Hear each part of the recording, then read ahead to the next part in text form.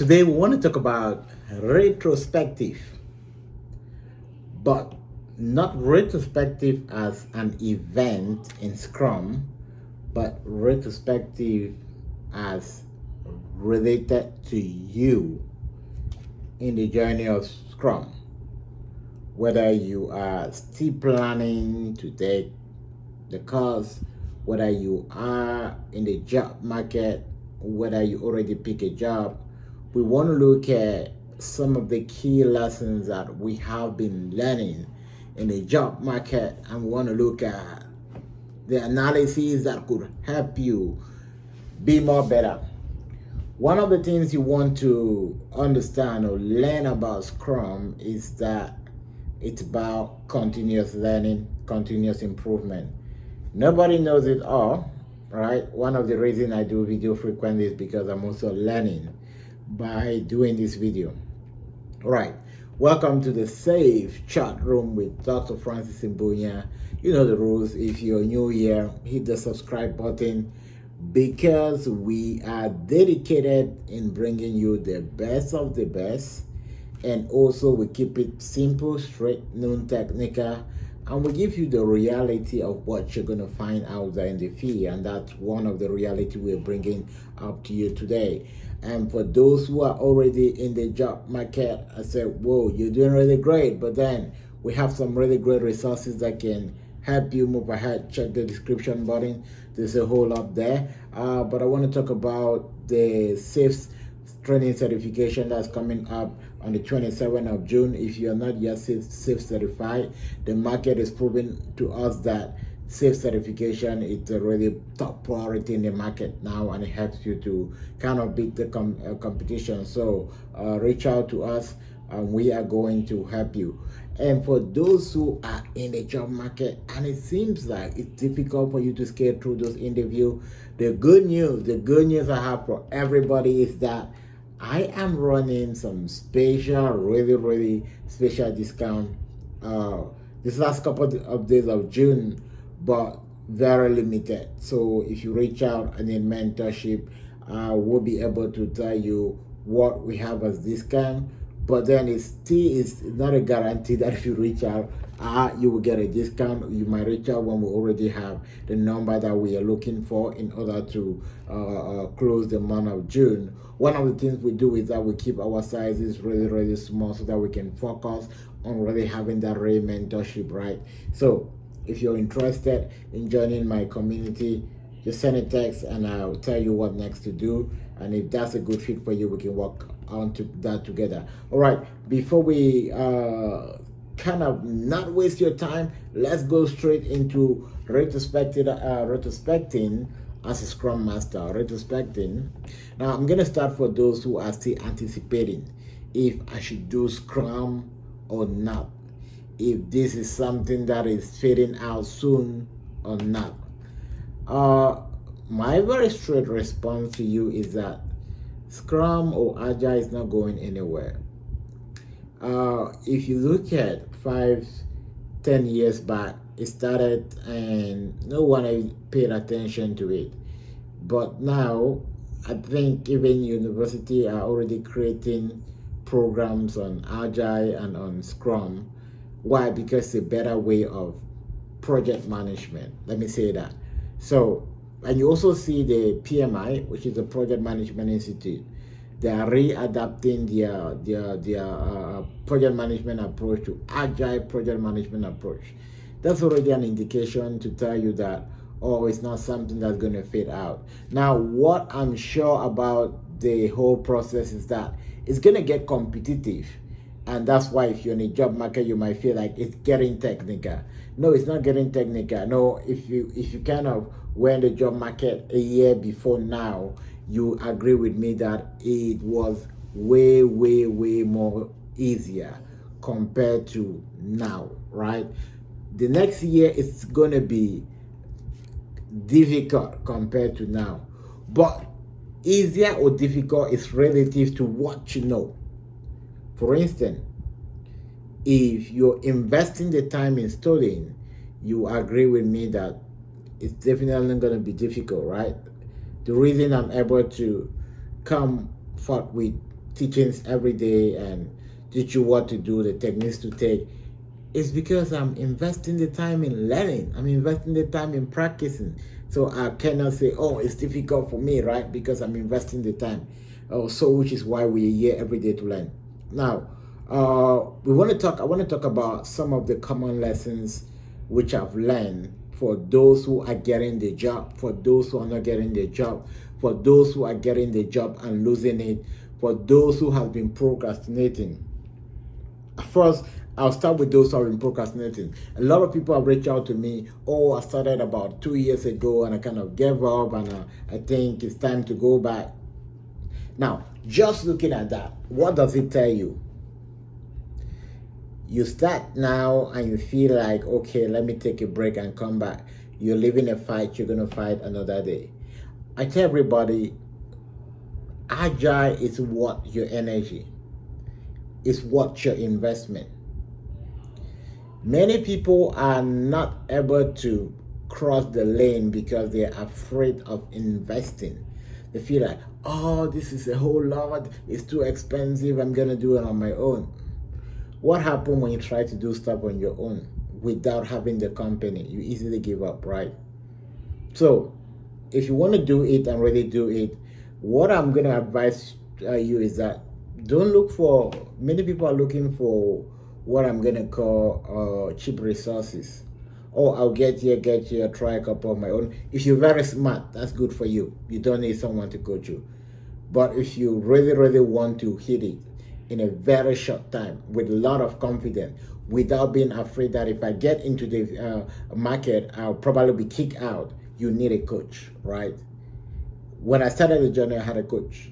I did not just go and, despite the fact that I've been in project management since 2006, I still went ahead and looked for a coach. So a coach is not for people that don't know what to do. A coach is for people that want to deliver value. All right. Now, I'm going to talk about 5 other common lessons I've picked for those who are in the job market. And they are definitely hacks that are going to help you kind of take some step ahead, right? They're free, but these are stuff that you won't get them anywhere. Only on this channel, not just boasting, but that's for sure. Now, the first thing you want to know about learning Scrum is that there are a lot of people that are teaching Scrum, but we don't just teach Scrum in this channel, we coach. So there's a difference between coaching and teaching, right? I'm a certified coach. If you did not know, I don't just teach Scrum, I'm a certified coach. So that's why sometimes I'll tell you, look, it's not about you learning about the ceremony. Sometimes it's just about you lay back and take some meditation, do a couple of stuff. Why? So in life, we don't just do things because, oh, this is how it's been defined, this or no. We look at the whole scenario, we evaluate, we tell you what can help you kind of roll ahead. Now, let's go into some of the stuff that we have seen in the market so far that you need to pay attention on. Number one stuff I've noticed, which is a trend now, which is the reason why you might be applying and you're not getting a response, is visibility. Now, when you send your resume out there, what recruiters are doing right now, because it's getting a bit competitive, is that when they pull your resume, they want to double check you on the net. They want to see, most especially on LinkedIn. LinkedIn is the professional website for any person looking for a job, which means if you're in the market and you don't have a LinkedIn profile, not just a LinkedIn profile, you don't have a LinkedIn profile that stands out, it's a disadvantage for you. Now, if you also applying through Dice and your profile is not 100% set up, it's a disadvantage for you.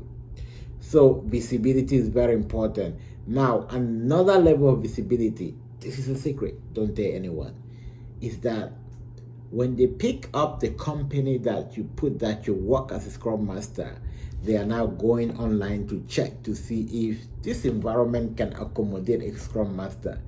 So those of you that you probably just putting up a friend organization, which is, we don't even have a website and other stuff, and you're wondering why you're not getting a call, or why recruiter call you and you don't go anywhere, because when they call you, they're calling 50 other people.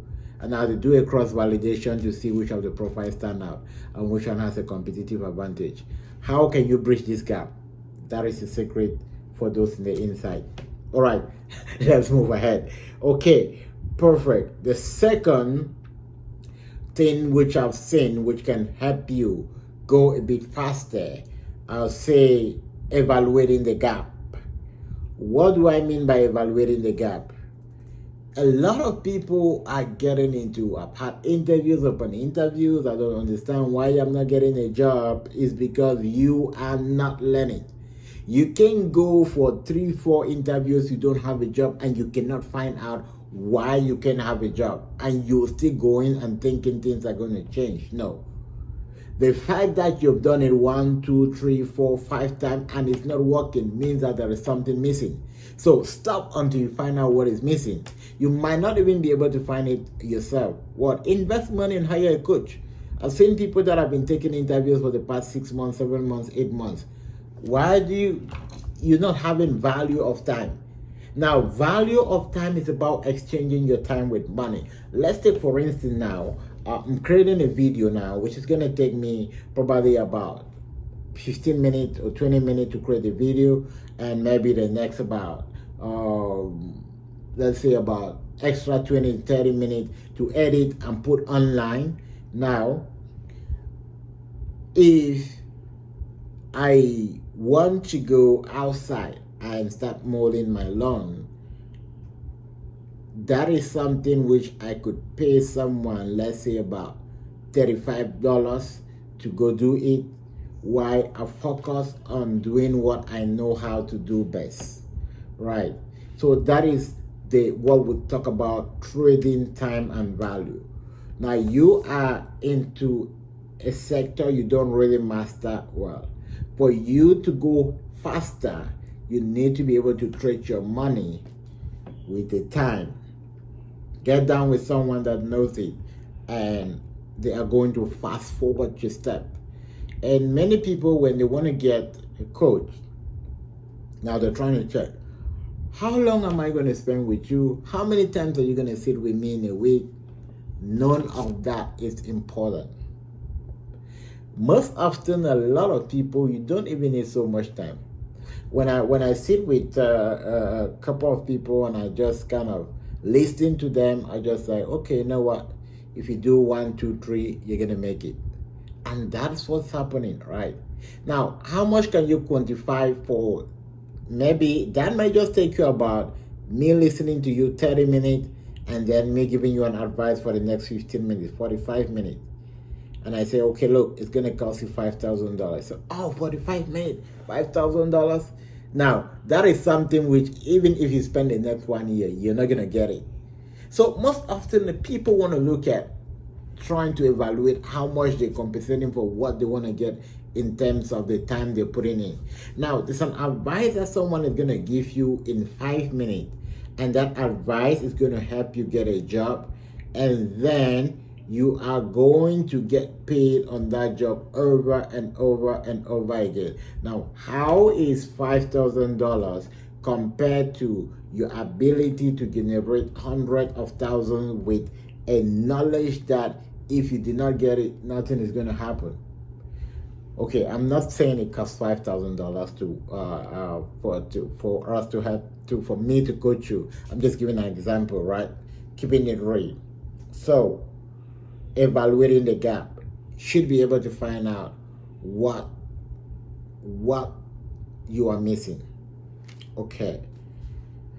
Number 3, overcoming technicality. We are now saying that Scrum is becoming technical. They're asking too many technical questions, but I've noticed that you are the cause why most of these technical questions are coming in. Let's say, for instance, you're on an interview and I ask you, tell me, what are some of the techniques you use in the sliding story? Or what are some of the techniques you use in estimating story? And you tell me, we use the invest criteria, or we use the 3C, or we use the deep, and you start telling me all of those. Okay, that is good, but you're trying to put yourself in the technical or the theoretical world. So for me to align with you, I need to also go and say, okay, when you talk about the invest criteria, how does the invest criteria also align with maybe you estimating bulk and other stuff, right? Because I'm trying to match up with you. You're being technical. Now, if you ask me, which is a strategy I teach my student, how do you estimate story? And I say, oh look, it's very simple. We try as much as possible to make sure we keep it very simple, make sure every team member understands exactly what they need to do, and make sure that if it's too complicated, we split it down into smaller pieces. For instance, I just want to give a technical, very simple example on a story. Let's say that I want to build a login portal for an admin to log in, and that might include maybe, first of all, not just building the portal at once. First of all, maybe customizing on or brainstorming on what we need to do first. That might be a different story. After we brainstorm on what we need to do first, then we might allow maybe coding to take place for the back end. Then we might come back now and allow the front end. So we can split that ticket into a back end ticket, a front end ticket, a spike. In that way, we're making sure that we're not just saying we build a portal, which might be a whole lot of stuff. We need to break it down on what is happening.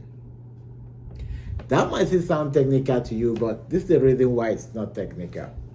It's not technical because you understand what it is to slice a story. And we are using a practical example. Now, you talking about invest criteria and all of that, it doesn't really so much make sense to me. But you're saying, okay, look, let's take, for example, if we want to, I want my visitor to come to my website and see all the prices of stuff that are coming in, and we need to build that into story, then we can be able to say, okay, let's first of all do a story that we're going to list all the resources. We do a story on how we are going to align the prices. We do a story on how we can, so carrying that into reality, into a practical environment, is what makes you bring it into a non-technical environment. But for you to be non-technical, you need to understand what is going on in practice, which is the reason why mentoring is very important. No one is pushing you to come invest your money. Definitely, the only reason we keep pushing you to get into mentorship is because we know what is good for you and we know what is going to help you go through faster. If not, most often, many people just give up and like, okay, this is not for me. And you say, oh, competition is too high. Now, the only reason competition get too high is because you have not put in the energy that get you to a top level, right? If you do that, definitely you're not going to have any challenge. Now, another point I want to talk about is your next 90 days, your first 90 days at work. Many people get in and they lose their job within the first 90 days. I've seen a lot of people lose their job within the first 90 days. Why? Because they're focusing on theory. They know everything. They can talk about everything. And then they get in, maybe you get an interview in a company that have never practiced Agile. The person that is interviewing you has never done Agile. And they kind of like, wow, with the way you talk about things theoretically. And then when you go to the field, they are relying on you to help them set up teams. You cannot. And it's like, oh, we thought you were the guru and the expert, right? I coach people that are already in the job, and all of this stuff come to me like, oh, we're trying to do this, and good enough, they're investing in the coaching, which is why they could survive if they were on their own. And most often, I would say for Ray, it doesn't really take so much time. It just take direction, knowing what to do. But for you to get the right direction, it's going to cost you some money. Okay. Now, the last part, which I'm going to talk about today, I'm going to talk about the SAFe certification. Most companies now are asking for SAFe certification. It's very important, and even when they're not practicing SAFe, they want to know because they're looking forward to scale up. Okay, so in our retrospectives today, you want to zoom back and see areas which you're lacking and see how you can take some step ahead to fill those gaps. If you can retrospect after every interview, sit back, listen to yourself, evaluate why you could not make it to the next level, you are going to shorten the period you are using to get to the next level. All right, this was a Friday tip. I'm going to see you on Monday. What will I be talking about on Monday? Okay, I'm gonna think over the weekend. But if you also want me to talk about something, drop it in the comment box, and I will be able to take time and share it. But then, don't forget to subscribe. Don't forget to like, and I'm gonna see you on Monday.